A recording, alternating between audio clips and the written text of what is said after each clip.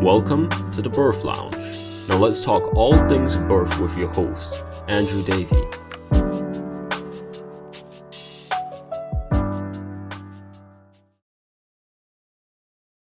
This podcast is brought to you by iBirth Professionals. Everyone, welcome to episode 21 of the Birth Lounge podcast. I've got an amazing guest, and it's the first guest we've had internationally from the United States. We've got Kelli Johnson. Wonderful. Kelli, Hello. thank you so much.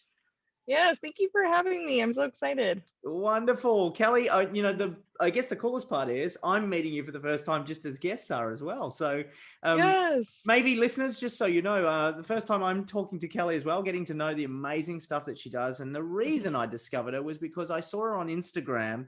And what I loved was I just noticed that as a labor nurse, she's also taking the time to share with mothers, with parents, with expecting parents, the stuff that she knows and would probably love to spend a whole lot more time with doing on the ward itself. But what I love is that it's just really authentic in the way you do it, Kelli. I think that you've got so much to share. So I thought, well, let's get you on here and let's tap into that wisdom. So this is the bit where I shut up because we want to get to know you, Kelli. So maybe you can start with some insights, what brought you into the world of birth and, anything you could share that brought us to having this conversation. Absolutely. Well, yeah. Oh man, I feel like I could do a book all on its own. So basically, I've been a labor nurse for, believe it or not, I'm still kind of a baby. It'll be 3 years in June. But yeah, the nursing bug hit me when I was 16, but I was terrible at chemistry and I just didn't think I could do it, honestly. And after just kind of taking an alternative route, I gave birth to my son. And that's when I was like, okay, no more excuses. You have to do this. You wanted to do this forever. Go for it. So like I said, when he was 6 months, I took him and we went to school, and it's just been, history ever since. And I like to use I've had, 2 different kinds of birth experiences, and I love using those experiences to like guide my patients and to help empathize with them. I've done the 40-week induction, and I've done the leave me alone, let me do my thing. And I can definitely tell you which one I preferred over the other. So that's just kind of what I've been doing. And like I said, I work full time. And so it's been hard for me to actually teach. And so that's what started the Instagram page. And because it's like, I only see my patients for 12 hours in a shift. And that only gives me so much time to really do a crash course on, okay, we need to empower you, we need to educate you, we need to do all these things, and that just does not give you enough time. So that's how it's been. Amazing. So, and you have 2 kids yourself? So 2? I have 2 kids and 1 on the way. So. Oh, and 1 on the way as well. Congrats. Actually, I forgot all Yes. about that too. Wonderful. Yes. So Kelli, I guess the really cool part, as you said, quite fresh into, but it's always been a passion. Where did the passion come from for birth? Was it through the birth of your child or through your son? I think, oh man, I honestly, it was just a number of things. It was, I don't even know where it came from, because just, growing up in the household I did, it was, my mom went in for induction. It was the 80s. So it was, formula feeding your child. There was no like understanding birth, and it was this fear, but I never understood that. I never had fear. When I first got pregnant, I was like, all right, this is what I want to do. And obviously that never, what I wanted out of birth just did not really go how I wanted it. Surprise, surprise. So it was that birth experience. And then it was me just having this drive to become a nurse and kind of looking back and going, does it really have to be that way? Do we really have to do things this way? And that's just kind of what drove me. And I'm trying to there's so many, I could connect the dots. I'm trying to make it all sound like I'm not just rambling about it. But like I said, it was just the birth of my son, and seeing how medicalized birth has become is honestly what lit a fire under me to go, we need to take a step back and figure out why things are going the way they are. Because I feel like a lot of these interventions could be prevented if we would just stop. And so that's just really, really what fueled my birth. And then I gave birth to my daughter And just getting ready for her birth just became this huge empowering experience. Like I really had to like focus on myself because I had had a couple miscarriages before getting pregnant with her. And so there was just so much anxiety of, is she going to be okay? Is she going to make it? Am I going to lose another one? And so as I was healing from, the trauma of loss, and I was actually growing as a person and a nurse with her, because I just started, learning about meditation, and I started really just, I've always wanted that hands-off birth, and I've always like, women did this for years. Why are we struggling so hard with it now?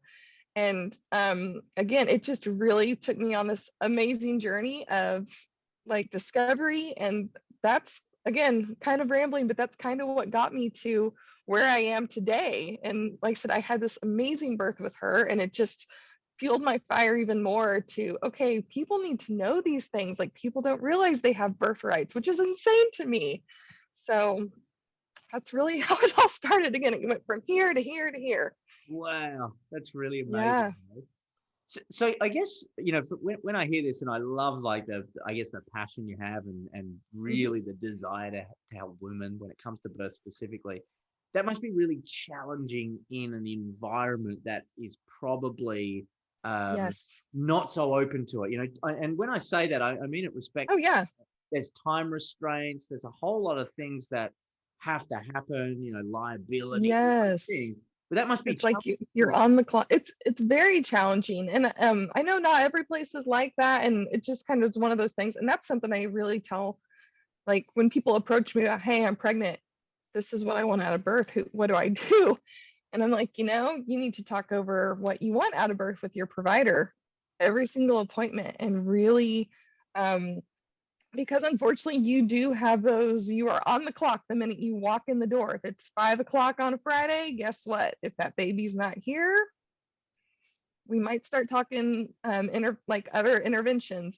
And I hate that, because it's like, since when did birth become a 9 to 5 thing?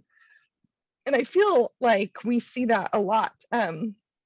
Unfortunately, it's, I want to say 60% or more where I work is inductions, and then the rest is people come in on their own. But then it's like, how many of those 40% actually go on with an intervention free birth? And that to me is just like, why are we doing it this way? Or what can I teach my patients to help prevent that cascade, if that makes any sense? Yeah, it does completely. So I guess then, in the environment you're in, and I know that education's important to you. You got the limited amount of time that you do with people. What do you? How do you serve and support? What do you do differently that maybe it's not happening elsewhere, that you'd love to see more of happening in other places? Yes. The biggest thing I do is, I kind of gauge what they're wanting, because I can be there for emotional support. I can be there for physical support. I've had those, it's been so sweet. I've had those moms, have that natural birth. And like more than once have I been in bed with them, holding them through those contractions. It was really kind of a sweet moment, just helping them get through it. But my moms that come in and they don't really know what they want, I just remind them, I'm like, you are the mother. This is your baby. Yes, we are here as medical professionals to make sure everything is safe, but you drive the show. You have every right to ask questions. You have every right to refuse. It doesn't have to go one way or the other, but I really want you and your husband to make sure you're making informed decisions. And so that's where I kind of remind them, we don't have to check your cervix every hour. You can ask for intermittent monitoring if you want to walk around. And so I just remind them, like, you have a say in your birth. Just because you check into the hospital doesn't mean every single thing you ever wanted is out the window. And I feel like that's what's been such a shocker for me, is just how many people just have no idea that they can ask for things, or they can not so much ask, but say, this is what I'm wanting. And so that's kind of what I start to do in a nutshell. And then we just kind of go from there. I help show them positions. Like, I'm huge on positions, just to help get birth down, because if I can help a mom progress in her labor just off position changes, then that's that much of less, say Pitocin I have to use, or that's that much less interventions that we have to use in order for there to be a delivery. So, That is and it's such a fast pace. such a blessing to hear, though. I think Yeah. what I love too is, for a lot of people I hear, sometimes they get a little bit jaded because they go in, with all that passion and excitement, but then they find that they're quite limited. But it sounds like your environment is Yes. not limiting you in any way. It sounds like they're I very. feel like I had to really prove myself. I will say that, like it is so crazy just from when I started to where I'm at. Like, because like I said, we do a lot of inductions, and obviously Pitocin is the number one drug. And it was just up the pit, up the pit, up the pit. And I was like, in my opinion, and also experience, so I can't back it by science, but just from everything I've changed and know, like, if you have to crank that Pitocin so high, we've got a position problem. Like, obviously contractions are working, but clearly there's something going on with baby that we need to address. Or is there something going on with the ligaments that's keeping baby up there? And it took a little bit of, like, I've got, like, my provider is hardcore on board with stuff. Like, I love him. He's so for a man, he's so hands off. He's so great. But some of the other ones who were really big on intervention after intervention after intervention, it took a while. But once I started, proving that we really don't need to up it, I think we just need to do some position changes, or me going, I know this is what you're thinking, but I would like some more time to see if we can.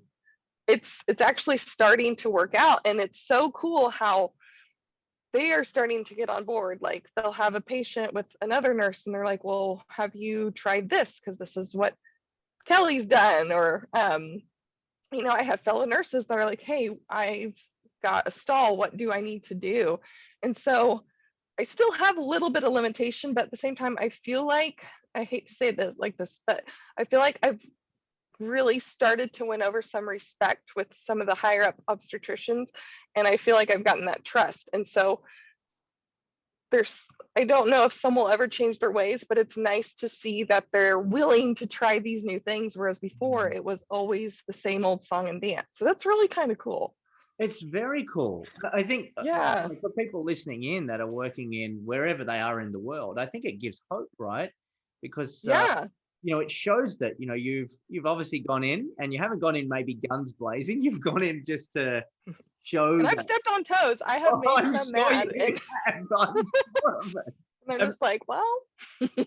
And I think that's the most important part. If I look at obstetricians, and I look at people in the medical profession, I mean, they want the best for people, right? Yes. It's just whatever tools you have available. But when you have somebody like yourself that I guess is showing what's possible, and they're open to it, it's a wonderful thing. So on that, Kelli, what would be your advice? Imagine there's a labor nurse listening in from the other side of the US or from somewhere in the world. When you went in there and you saw this, what would be your advice to them? How do you help? What would you give as far as advice to help them change the way things happen, maybe if they're becoming a bit jaded in their environment? Yes, and it is hard. I will say there are some days I do walk out myself, just, I hate to say it, burned out and exhausted. But then I have those days that, like, it pulls me back, and it's like, no, this is what you're meant to do. Keep fighting, keep pushing for change.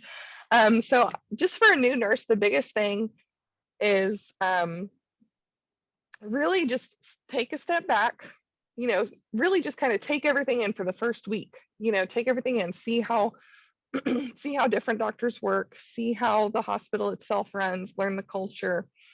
And it's like that Maya Angelou saying, I know I'm gonna butcher it, but it's like, what is it? Do what you can until you know better, and then do better, or something like that.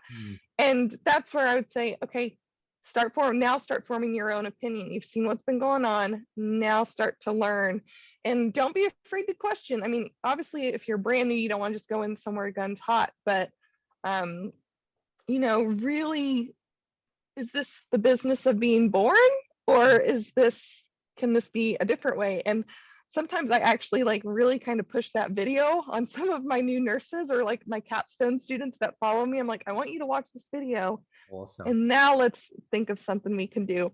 And then that's where, like I said, that's where it's like, okay, now that you have your own opinion, let's figure out how we can slowly implement change. You kind of got to sneak in there. Beautiful. So, Love that. yeah. So Kelly, if you look at mothers coming to, let's say, the hospital, Mhm. what would you love for them? So, at the moment, maybe sometimes they arrive, you've only got 12 hours with them. I know. Which is not a lot of time, right? And especially not only that, you've got it at right. It means business right now. What would you Yes. love for them to arrive with in the way of, I guess, knowledge? What would Knowledge. be advice you would give to them so they arrive feeling empowered and Yes. ready? Because there's not Kellys around the world. Yes. There's many of them, but you might not get a Kelly on that day. What Yes. would you love for them? What's important for them? Honestly, two big things for moms. For one, just really empower and know your birthrights. You have the right to your autonomy.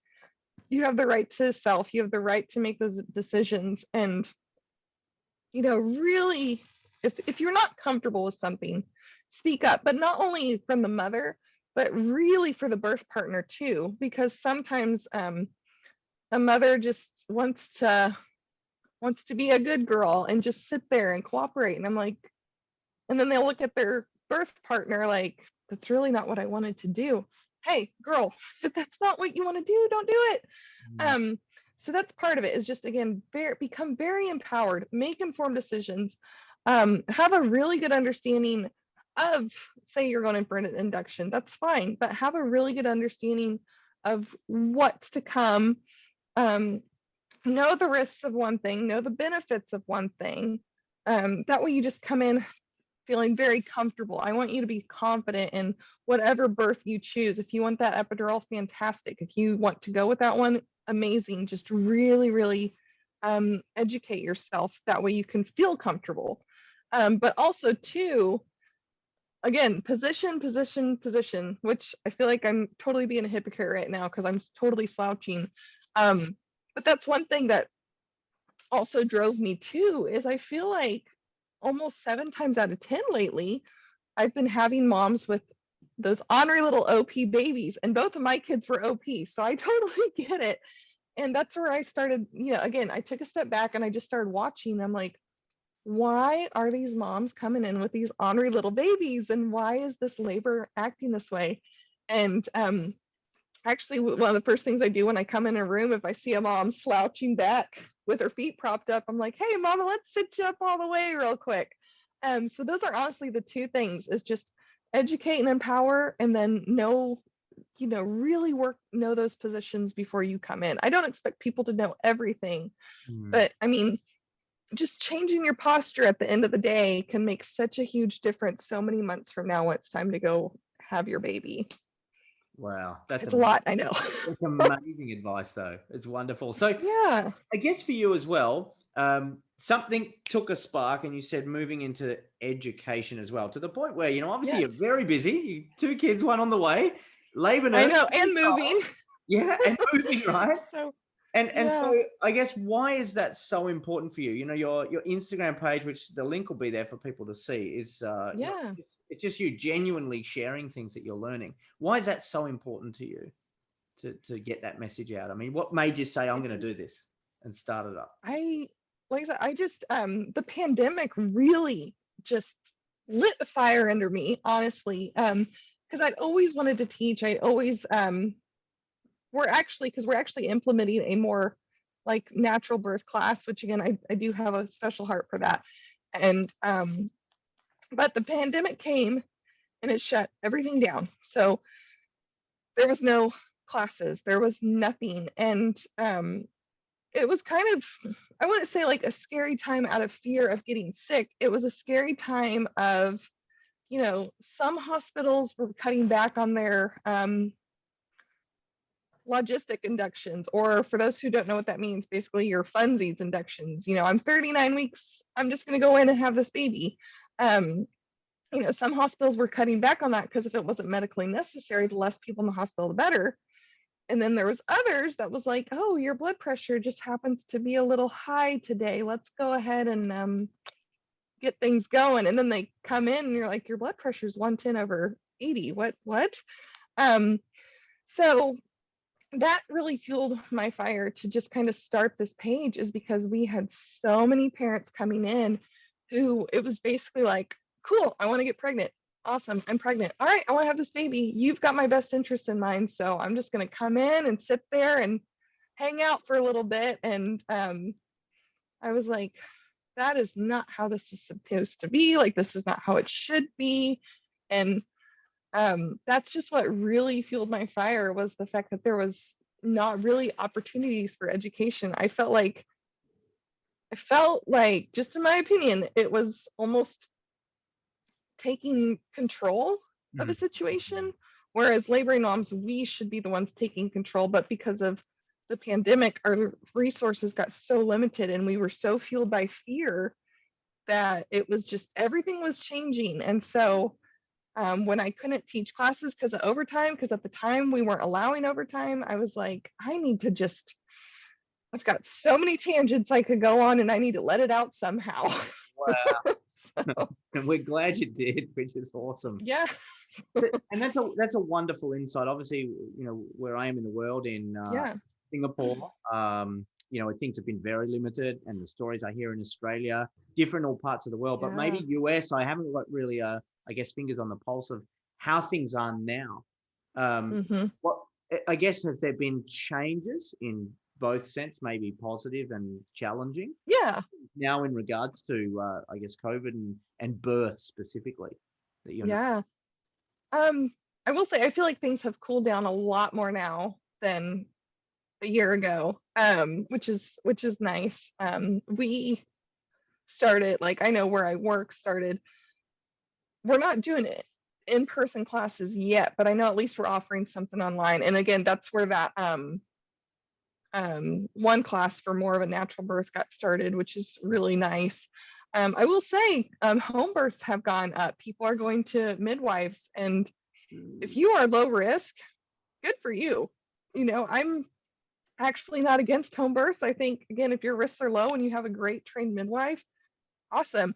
And that's what's cool too, is I felt like you had that group of people that were like, I'm just going to sit here, and because I have so many unknowns, I'm going to let people do what they want. And then you had that other wave of people that were like, no, I don't like being told I can't have my husband at bedside. I don't like being told that this is what I have to do.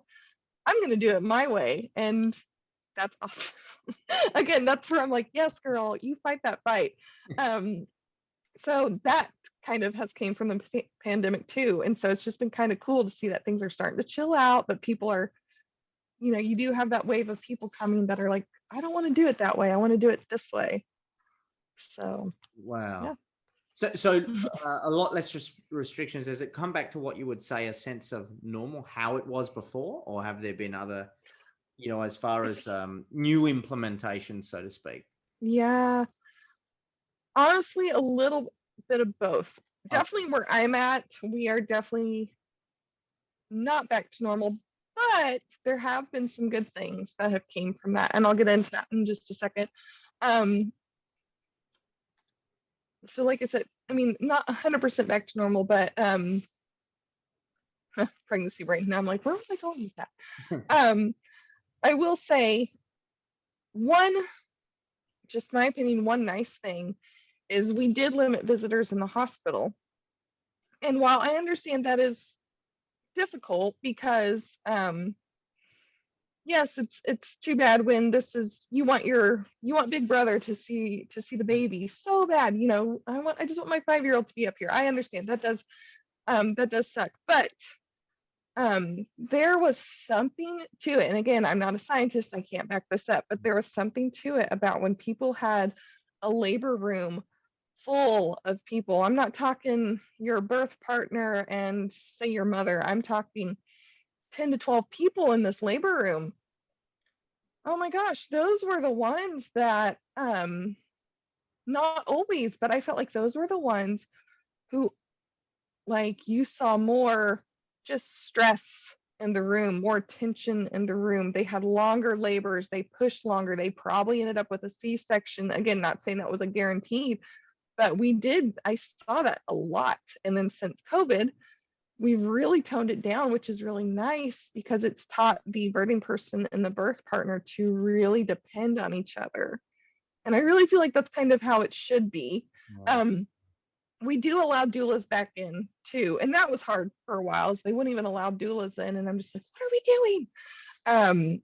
But so a little good, in my opinion, a little goods came from that because again, a full room, something, I don't know, something just always weird would happen with that. Yeah, that's a great insight as well. And I love what you just shared too. I mean, obviously the world I'm in, doulas is something that's very prominent as far as, knowing. Yeah. How do you do that dance, I guess, for you? I mean, you're that very rare bird, I will say, when it comes to being the labor nurse that maybe from what I hear in this part of the world, there's always a bit of a divide, and, doulas feel a little out of place because, they've got to get the nursing staff on side, and there's always a tension. Yes. And, all that. And I feel like we have animosity with that sometimes, or like when we have a home birth transfer, there is definitely some. There are some of us we want you to like, we're cheering for you. I promise, we're on your side, and so that is difficult. And I know for me, and I will say I feel like we have more doulas at night because babies come when they want, and usually they like to come at night. For me, I try not to, like, I don't want to step on a doula's toes because that's what you're there for. And so honestly, when I go into a room with a doula, I'm like, what do you want out of, like, I'll ask them, like, what do you want out of me? Because I don't want to take over what you're doing, and I don't want to step on your toe. I mean, I try to be very respectful in a sense. And for the most part, I feel like because of me just throwing that out there, I feel like we work pretty well together. Again, sometimes there's a little animosity with the midwives. Sometimes there's not. Those go fine too. But it's just really making sure that it's like, hey, I'm on your side. Yeah. I'll tiptoe a little bit, but let's do this together. Let's work together. So I don't know if that truly answered the question, but that's kind of how I go about doing things. It's really awesome. I mean, it's a dance, right? You've got all these people there, yeah. but sometimes I think from what's forgotten is the most important person is the person that's giving birth, right? His mom. Yeah, exactly. And and I will say, and it's totally fine. No offense to me, is a lot of the times, especially if we have a doula, the mom will listen to the doula over me, and that's where I'm like, girl, that's fine. You've got that relationship. But I do step in as needed if I'm like, hey, mama, let's maybe try something if this isn't working. But like I said, so far it's gone well. But no, I 100% agree. Definitely the mom in the end. Yeah, that's really, really awesome. And just for me as well, just so I can learn, if we say the role of the labor nurse, I mean, I think I got a sense and I could probably guess, but sometimes good not to assume. What would you say the specific role is for you? What's if you were to label it, how would you describe it? Yeah. It really, I mean, my legal role is to we'll get that out of the way first. yeah, legally, safe patient care, obviously making sure baby is healthy, mommy is healthy. And that is that I will say, hospital birth versus being at home or very hands-off is there are some legal things we have to do, but again, if a mom refuses, I can't touch her, and I'm big on that. But legally I try to ensure safety, and that's one thing. So I will say many of our moms do opt for the epidural, and I explain to them, well, let's try these positions. If you're going to be an epidural, we can't just lay here. Let's try these positions. And that's when I always tell them, I am not here to hurt you or your baby. I promise what I'm doing is not going to hurt your baby. If I feel at any point your baby is not going to tolerate, I'll let you know. I'm very, very clear on that. So from a legal standpoint, that's what I do. But also as what I do, that's where it really, oh man, it just depends from patient to patient. I'll sit in there, I'll get a really good gauge. If mom and dad, or mom and whoever the birth partner is, are working well together, I'm just a fly on the wall. Do your thing. I'll come in from time to time and check on you. I might suggest something if things are slowing down. And then when things really amp up close to delivery, then I might be in a little bit more. But other than that, I will back off. Or again, do you need that emotional support? Do you need that? Do you need me to lay in bed with you and hold you? I could totally do that too. So I have so many roles. I've acted like a friend. I've acted like a mother. I've acted like, you name it. There's not just one thing I do. I wish I could sum it up in like one easy sentence, but again, it just depends on what's the situation, what's my patient like, what's their support like, or should we all just work together? Wow. But I mean, in the end, I'm 100% there for the mom. I want her to get the best experience. I want her to come, whatever birth she chooses, I want her to, when she goes home, to just be like, I had the best experience. I had the best nurse. I had the greatest. Yeah, wow. Everything went so good. That's what I want out of them is, I don't want them to look back on a birth and be like, that was just, wow, that was terrible. You know what I mean? I want them to just, that oxytocin hormone shift. I would just want them to be like, that was so great. That was amazing. Wow, that's really So, cool. I'm glad I asked that yeah. question, actually. And you've probably had so many experiences, but maybe there's one that sticks in your mind when you look at, all the births you've attended. And of course, your own are very special. And I just wonder if maybe as a labor nurse, there's one that really is a standout and why, the first birth that maybe comes to mind. Maybe it was one of the early ones when you'd first started, or, I'm just curious, maybe what's a Yes. Gosh, there's honestly so, I can imagine. I have two that come to mind. I have two. We have And time. yes, and one was like they're perfect because one was the mother who wanted this birth. She wanted to go without an epidural. She wanted all these things. And then the other mom she was going in for induction with a very high likelihood that she was going to have a C-section. So two amazing experiences. But I'll never forget. In fact, I was like maybe 20 weeks pregnant with my daughter when I had this first one. And she was so young, but she was just rocking it, and she was doing so good. And she wanted that birth so bad, but she'd been laboring all night long. She was exhausted. Her birth partner was amazing, but even he was getting exhausted, and he was just kind of beside himself. Like, why am I stalled at 7 centimeters? Like that's basically what had been going on since late, like early into the morning. And that's kind of where I stepped in, and I told Dad, I was like, if you want a break, I'm here. And so at one point, I got Mom to go to the bathroom, and we just kind of sat together in the bathroom, and I was like, I know you're tired, I know you're done. Let's just try a few more things. And I was just talking real quiet to her, only her and I could hear each other. And at one point, like, I'm holding her, like we're doing a slow dance, and I'm just talking to her through it. And I'm like, let's just try a few more things before we decide we're done. Let's just try a few more things. Because, when you get to transition, you're like, do I want to do this? Do I have to, like, maybe I should tap out. Maybe I should tap out. And we just, she kept going, I can't do this anymore. And I said, come on, just give it one more contraction. You can do anything for one more contraction. Come on, you've got this. And she got her birth. Everything she wanted. She made it. She pushed. She did delayed cord clamping. All the things she had written up in her birth plan just went so good. And her and I both cried. We both cried afterward. We were so happy. And she was like, I made it. I did it. And I was like, yes, you did, girl. Yes, you did. And I was so proud of her because, again, she was starting to feel the pressure of everyone around her going, you've been stuck at 7 for a while. And so she made it. Because she didn't think she could at the end, and she was starting to give in to everybody else. And I was like, no, let's just try one more. And so that was it was awesome. Again, it was one of those moments where we just cried together, and I was so happy for her. And I just remember walking out that day going, all right, I'm meant to do this. This is meant to be. And at the time I wanted to do birth that way with my daughters. So I'm like, Kelli, if you can talk somebody into doing it, by God, there's no reason you can't do it. Good point, right?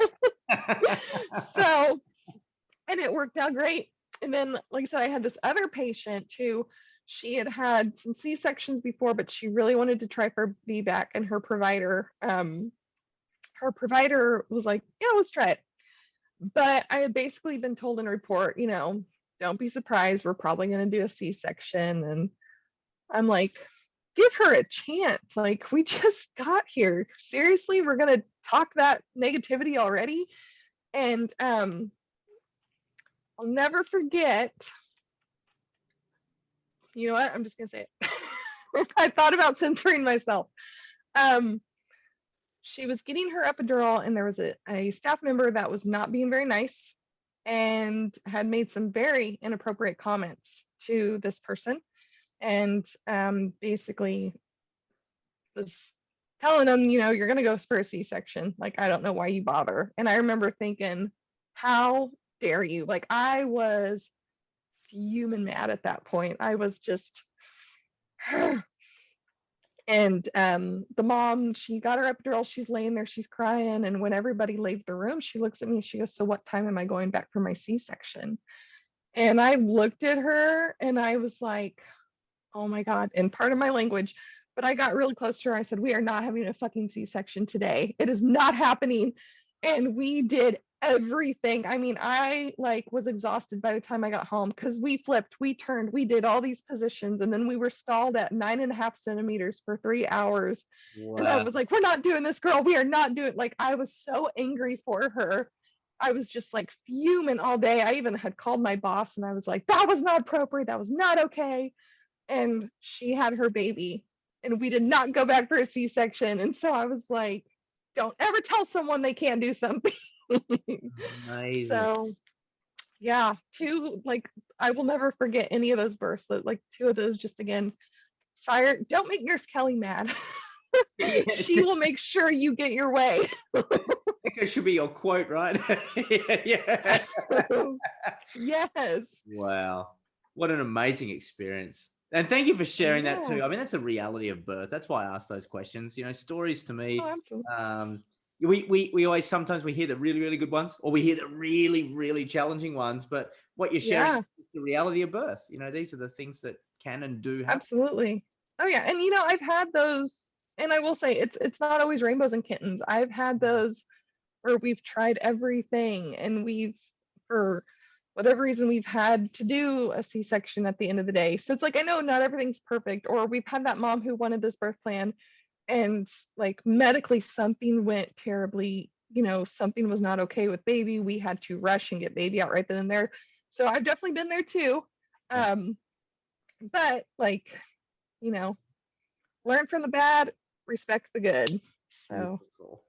yeah. Now, Kelli, I have a question. If you were going to talk to birth professionals, right? So when I say birth professionals, I mean everyone. I'm talking everyone from chiropractors, doulas, everybody that supports women, obstetricians, midwives, everyone.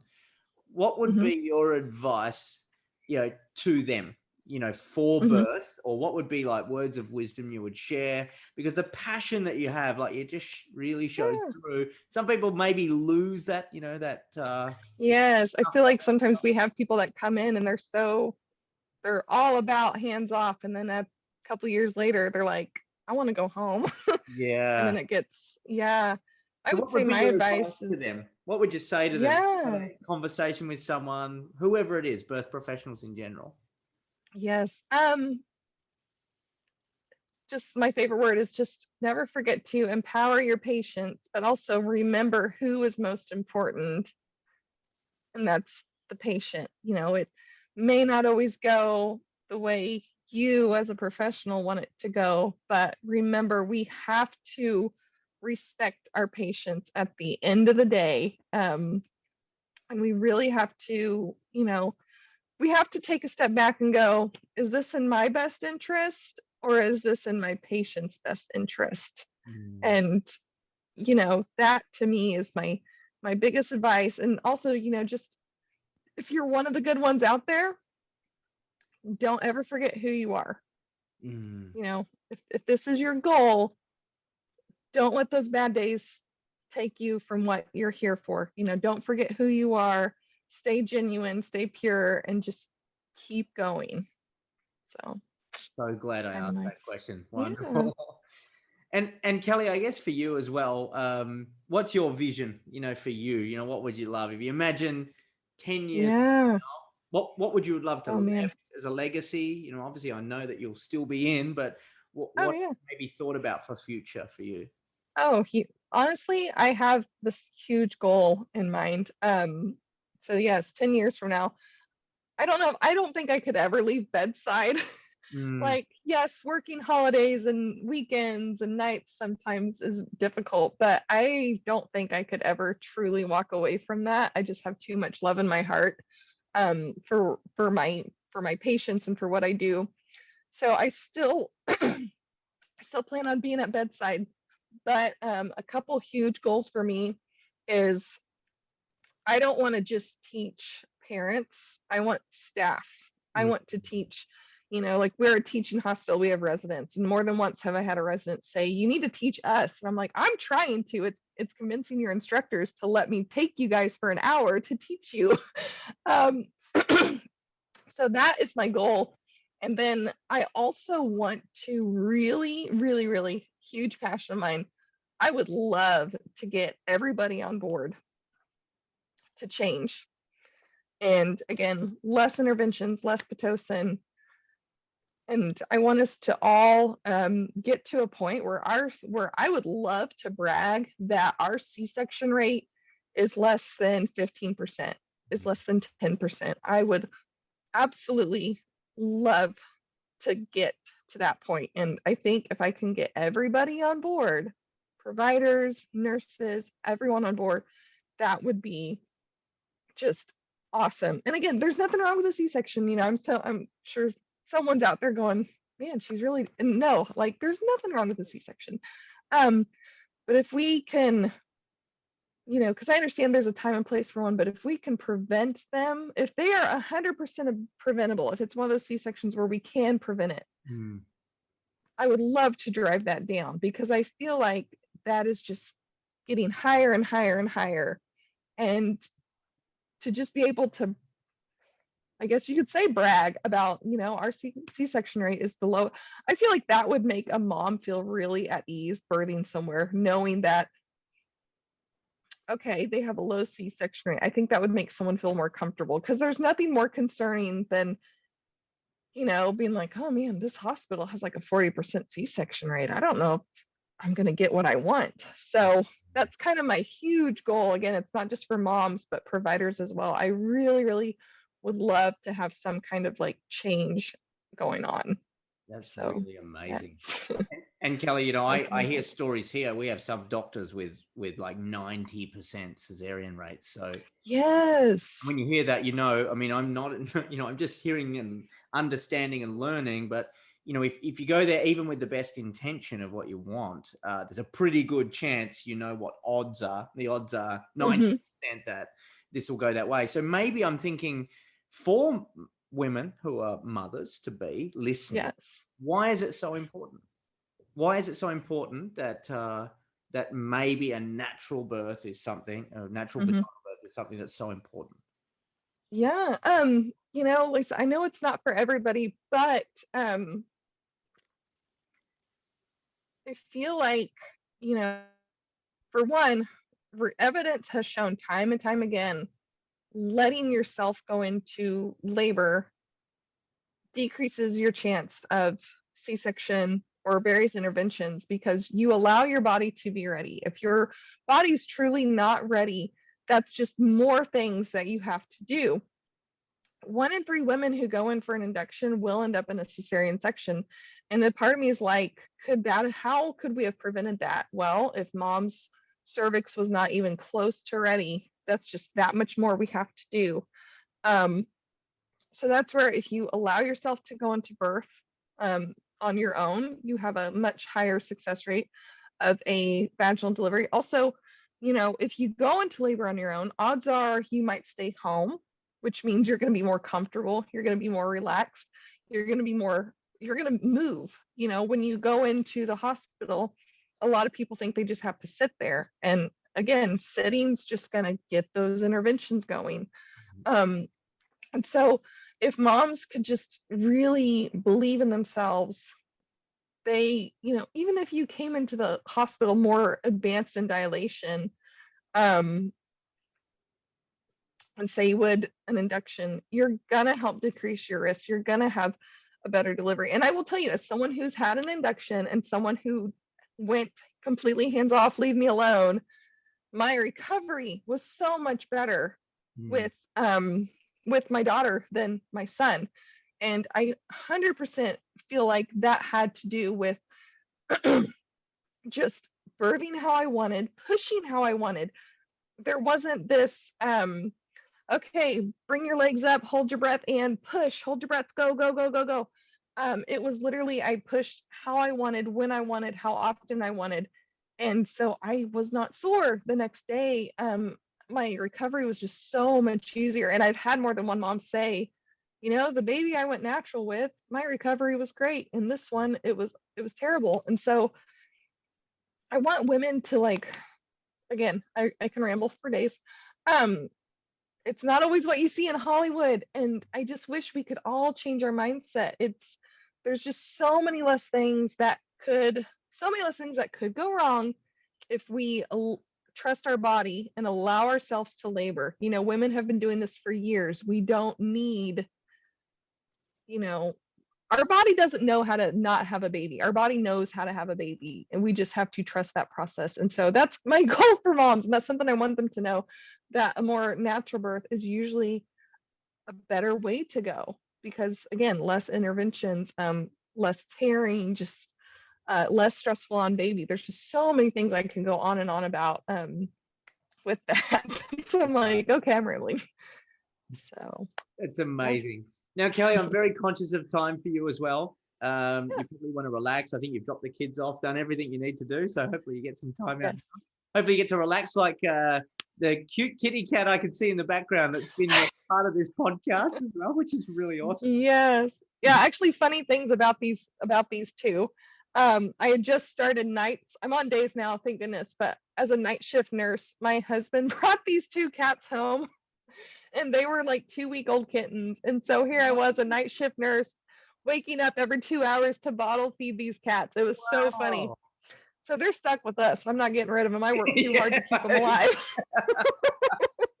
Gorgeous. I could just see in the background they were part of the experience, which is really awesome. Oh, yeah. I think one's hanging out there. I'm in my daughter's room. So. Oh, wow. Very cool. So, yeah. Now, Kelli, obviously, we'd love for people to connect with you. So I'll put your details down in regards to checking out your Instagram page. You're doing amazing things. Please keep continuing to do that. It was just so authentic and obvious. I saw it there. What I really hope is that maybe one of your previous mothers sees this, gets to experience it. And I hope to see a couple of those comments underneath that as well. But, oh, yeah. No, that would be awesome.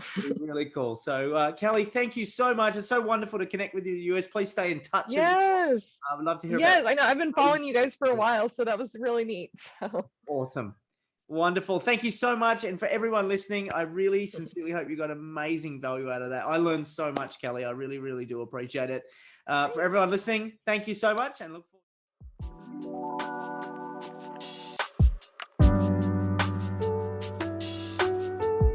Thanks for listening. If you have the voice to empower the birthing world, speak up and reach out to us. We would love to hear from you. Until next time.